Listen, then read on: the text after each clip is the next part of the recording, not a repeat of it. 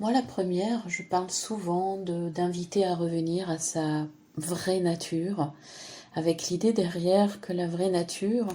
est celle qui est complète, c'est-à-dire celle qui associe et relie la nature humaine, bien sûr, de l'être que nous sommes, mais aussi sa nature divine, c'est-à-dire dans son expression la plus haute et la plus lumineuse. Donc c'est vrai que pour moi, la vraie nature, c'est cette façon d'être un trait d'union entre la terre et le ciel, la matière et la lumière, donc l'être dans sa nature humaine et dans sa nature divine, et que par naissance, il y aurait effectivement une nature vraie, complète, absolue, qui inclut et réconcilie vraiment l'être dans cette double expression, cette double, j'allais dire, alliage et alliance entre les vibrations les plus hautes, immatérielles, et les vibrations matérielles très denses, mais qui l'incarnent évidemment dans la matière. Pour autant, on dit aussi souvent dans la réalisation personnelle qu'il n'y a rien à chercher parce qu'en fait tout est déjà là, avec l'idée derrière que notre nature par naissance, par essence, je vous dis lapsus, par naissance, oui, nous la portons et que donc elle nous définit. On ne peut pas être autre chose que ça, on ne peut pas ne pas être par nature ce que nous sommes. Donc c'est vrai, par nature, tout est déjà bien là et il suffit bien évidemment d'enlever les voiles qu'on a pu mettre, placer, et qui, un petit peu comme des vitres sales, qui altèrent la réalité ou la compréhension de celle-ci, ou notre façon d'être au monde, de venir, de vivre, et même de partir de ce monde.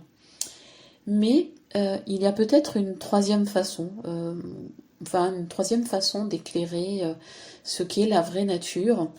On pourrait aussi se dire que notre vraie nature, c'est en fait tout ce qui est déjà là, non pas seulement ou exclusivement parce qu'on a cette conscience élevée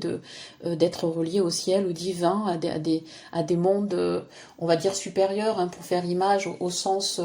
qui ne sont pas visibles à cet endroit-là de la vie, du monde et de la terre, mais que notre vraie nature pourrait être aussi le fait d'être simplement qui nous sommes en l'état aujourd'hui, de cette façon-là,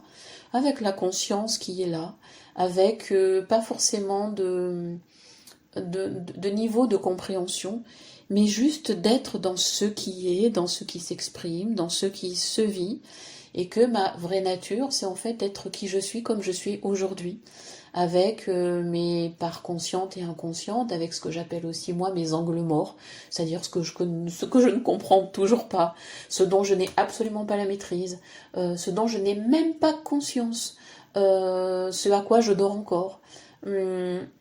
Toutes ces façons, oui, d'être encore absolument et résolument humaine,